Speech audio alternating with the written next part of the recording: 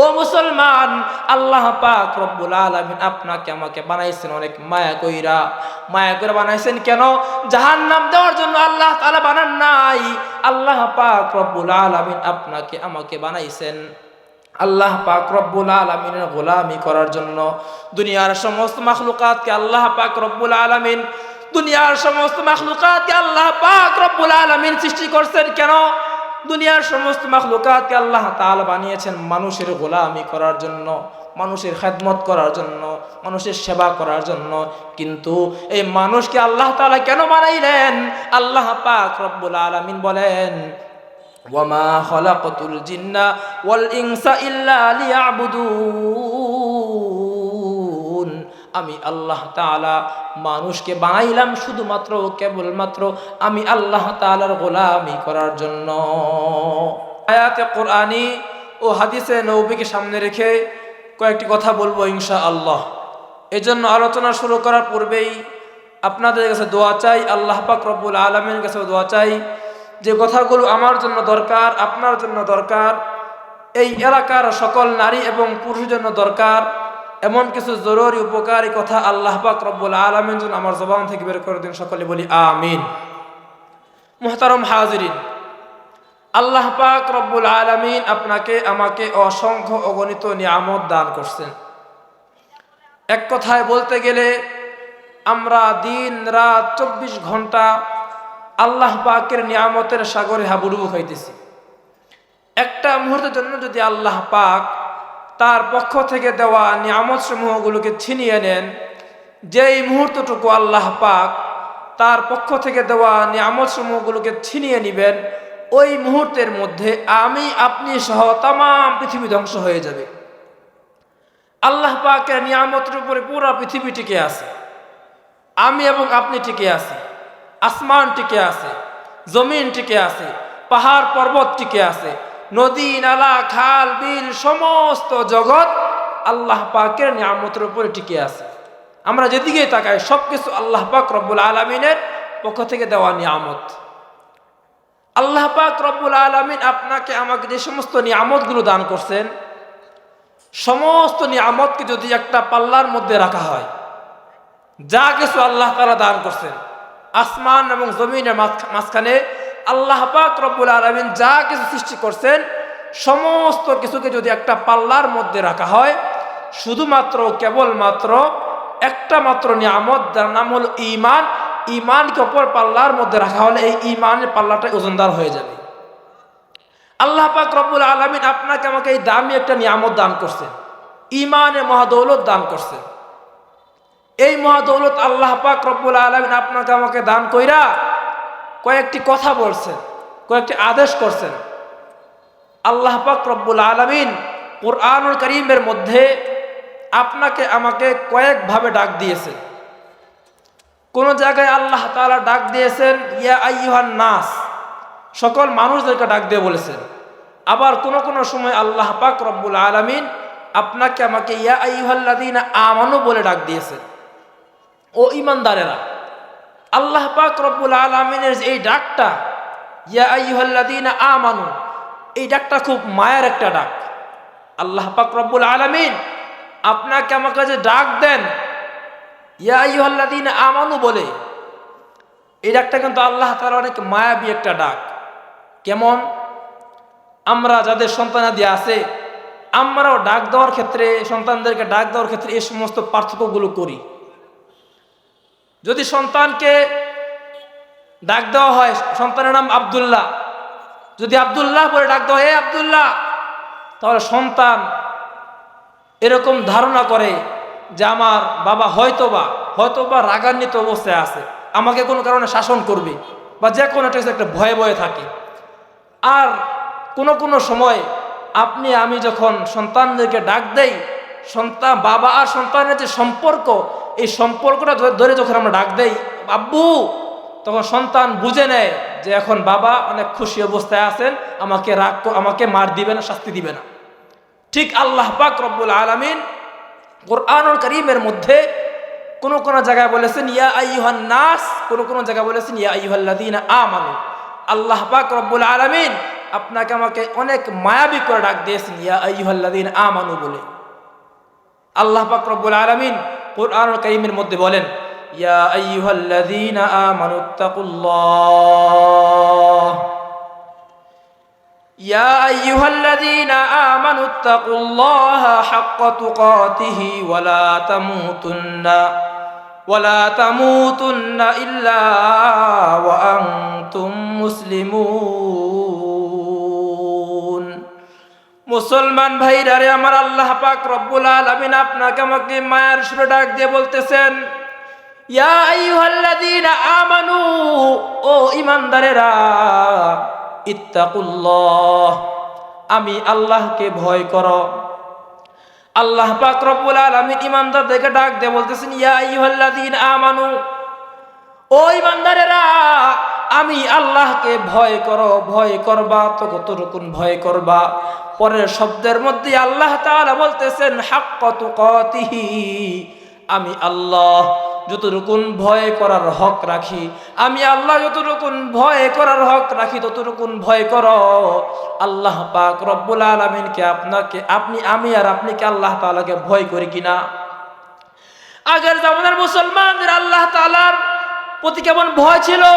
খলিফাতুল মুসলিমিন হযরত উমর রাদিয়াল্লাহু তাআলা আনহু, যিনি অর্ধ পৃথিবী শাসন করেছেন, হযরত উমর রাদিয়াল্লাহু তাআলা আনহু, তিনি আল্লাহ তাআলাকে কেমন ভয় পাইতেন। একবার উমর রাদিয়াল্লাহু তাআলা আনহু দরবারে এক পেয়ালা দুধ নিয়ে আসছে হাদিয়া। ওমর, আমার পক্ষ থেকে এটা আপনার জন্য হাদিয়া। উমর রাদিয়াল্লাহু তাআলা আনহু এই হাদিয়াটা পায়া একটু দুধ পান করলেন।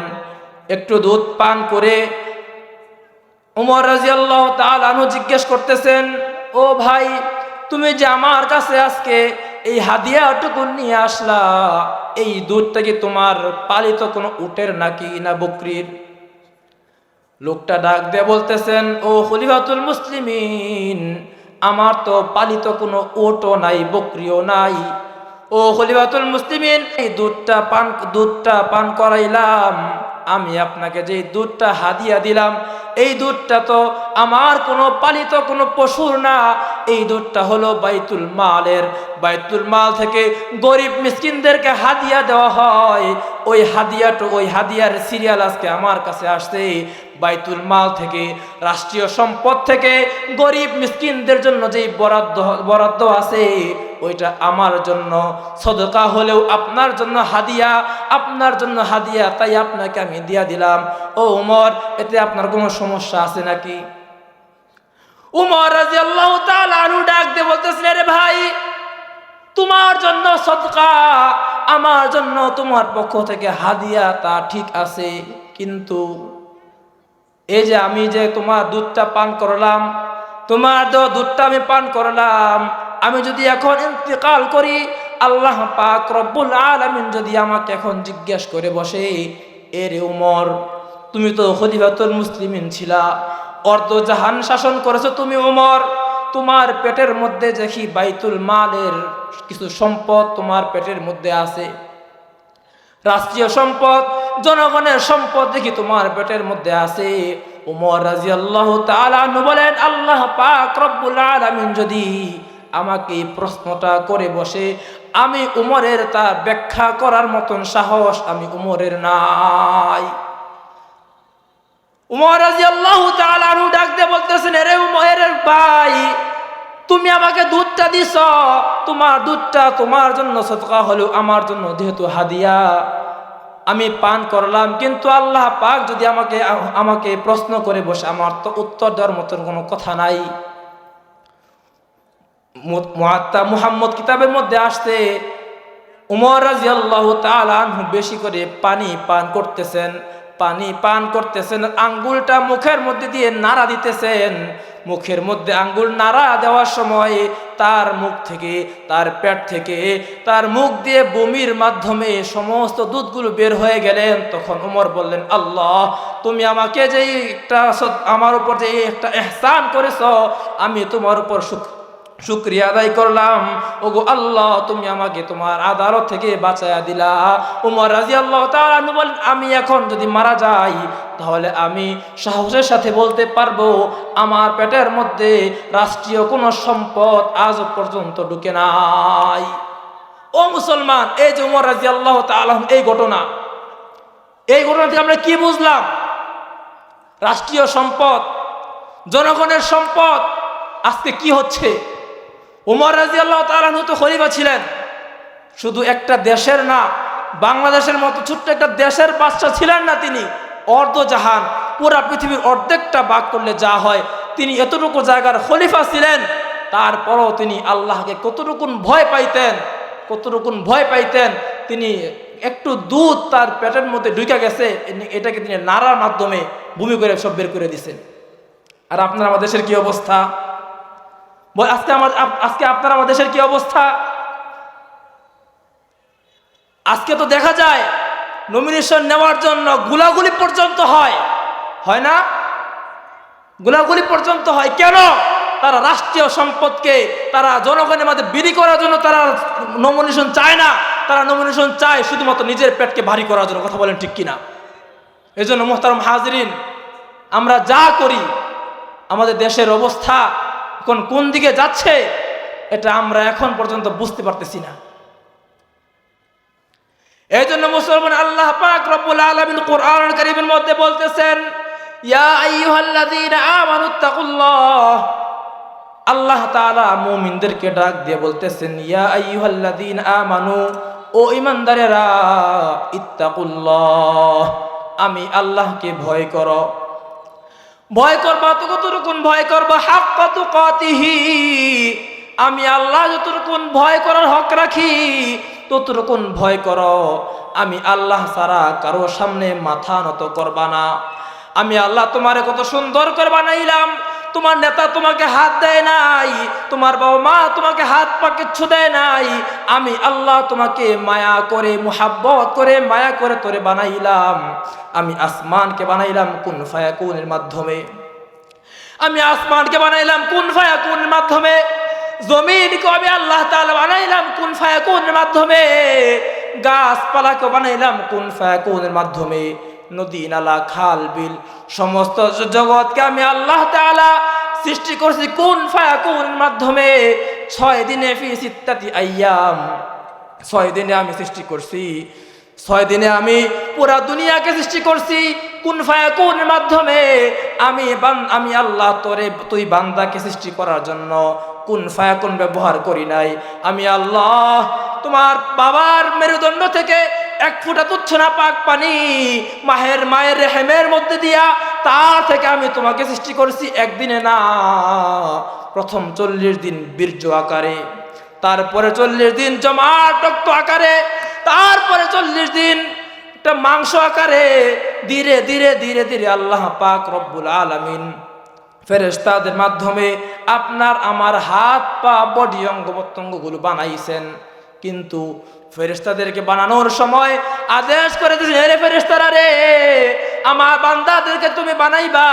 আমার বান্দাদেরকে সৃষ্টি করার সময় একটা জিনিস খেয়াল রাখবা, সমস্ত অঙ্গ প্রত্যঙ্গ তোমরা বানায় দিবা, কিন্তু আমার বান্দার চেহারাটা কিন্তু তুমি বানাইবা না। আমার বান্দার চেহারাটা আমি নিজে বানাবো। কেন? ফেরেশতারা প্রশ্ন করতেছেন, ওগো আল্লাহ, তোমার বান্দার হাত পা আমাদের মাধ্যমে বানাইলা, প্রত্যেকটা অঙ্গ প্রত্যঙ্গ আমাদের মাধ্যমে বানাইলা, তোমার বান্দার চেহারাটা তুমি কেন তোমার নিজের হাত দ্বারা বানাইবা? আল্লাহ পাক রব্বুল আলামিন বলেন, ও ফেরেশতারা রে, আমার বান্দা এতটুকু অংশের মধ্যে অনেক দামি দামি কিছু অঙ্গ আছে। আমার বান্দার এতটুকু অংশের মধ্যে, চেহারার মধ্যে দামি দামি কিছু অঙ্গ আছে। এর মধ্যে একটা আছে চক্ষু, একটা আছে মুখ, একটা আছে কান। আমার বান্দা এই কানের মাধ্যমে কোনো খারাপ কিছু শুনবে না। আমার বান্দা এর মাধ্যমে কুরআনুল কারীমের তেলাওয়াত করবে, কুরআনুল কারীমের তেলাওয়াত শুনবে, উলামায়ে কেরামের বয়ান শুনবে, ভালো ভালো কথাগুলো শুনবে। দামি একটা অঙ্গ, এই দামি অঙ্গটা আমি নিজের হাতে বানাইব। আমার বান্দার চেহারার মধ্যে চক্ষু আছে, চোখের মাধ্যমে খারাপ কেউ কোনো কিছু দেখবে না। আমার বান্দার চেহারার মধ্যে যে চক্ষুটা আছে, চক্ষুটা দিয়া সে কোরআন কারীম দেখে দেখে তেলাওয়াত করবে। এই চোখের মাধ্যমে আমার বান্দা তার পিতা মাতার চেহারা দেখে কবুল হজের সওয়াব অর্জন করবে। এই চোখের মাধ্যমে উলামায়ে কেরামের চেহারা দেখে সগীরা গুনাহগুলো মাফ করবে। আল্লাহ পাক রব্বুল আলামিন এই সমস্ত কথাগুলো বলতেছেন, ও মুসলমান, আল্লাহ পাক রব্বুল আলামিন আপনাকে আমাকে বানাইছেন অনেক মায়া কইরা বানাইছেন। কেন? জাহান্নাম দেওয়ার জন্য আল্লাহ তাআলা বানান নাই। আল্লাহ পাক রব্বুল আলামিন আপনাকে আমাকে বানাইছেন আল্লাহ পাক রব্বুল আলামিনের গোলামি করার জন্য। দুনিয়ার সমস্ত মাখলুকাতকে আল্লাহ পাক রব্বুল আলামিন আল্লাহ পাক রব্বুল আলামিন সৃষ্টি করছেন কেন? দুনিয়ার সমস্ত মাখলুকাতকে আল্লাহ তাআলা বানিয়েছেন মানুষের গোলামি করার জন্য, মানুষের খেদমত করার জন্য, মানুষের সেবা করার জন্য। কিন্তু এই মানুষকে আল্লাহ তাআলা কেন বানাইলেন? আল্লাহ পাক রব্বুল আলামিন বলেন, ওয়ামা খালাকাতুল জিন্না ওয়াল ইনসা ইল্লা লিয়াবুদুন। আমি আল্লাহ তাআলা মানুষকে বানাইলাম শুধুমাত্র কেবলমাত্র আমি আল্লাহ তাআলার গোলামি করার জন্য। আল্লাহ পাক রব্বুল আলামিন আপনাকে আমাকে বানাইছেন কেন? আল্লাহ তাআলার গোলামি করার জন্য। আশপাশে যা গাছপালা আছে, এই গাছগুলো আছে, এই সমস্ত গাছপাতা দিয়া আমাদের যে কি পরিমাণ উপকার হয়, এটা আমরা এতটুকু বুঝতে পারবো না। এই যে এখানে যে গাছগুলো আছে, ছোট ছোট গাছ, এই গাছগুলো পর্যন্ত আমরা কেটে ফেলাইয়া দেই। কিন্তু দেখবেন, খবর নিলে জানা যাবে এই গাছগুলো খুঁজতে খুঁজতে মানুষ অনেক দূর পর্যন্ত যায়। এই গাছগুলো থেকে অনেক বড় বড় ওষুধ বের হয়। এজন্য আল্লাহ পাক রব্বুল আলামিন সমস্ত কিছুকে বানাইছেন মানুষের খেদমত করার জন্য, মানুষের সেবা করার জন্য। শুধুমাত্র কেবলমাত্র আল্লাহ পাক রব্বুল আলামিন আমাকে আপনাকে বানাইছেন আল্লাহ পাকের গোলামি করার জন্য। এই জন্য মুহতারাম হাজিরিন, আমরা আল্লাহ তাআলা গোলামি করব, আল্লাহ তাআলাকে ডাকবো। চোখের মাধ্যমে খারাপ কিছু দেখবো না, এই চোখের মাধ্যমে খারাপ কিছু দেখবো না। এই পায়ে আল্লাহ তাআলা দান করছেন, পায়ের মাধ্যমে, এই পায়ের দ্বারা বিভিন্ন নেতা খেতার কাছে দৌড়ায়া বাবা নিজের জীবনটা শেষ করে দিয়েন না।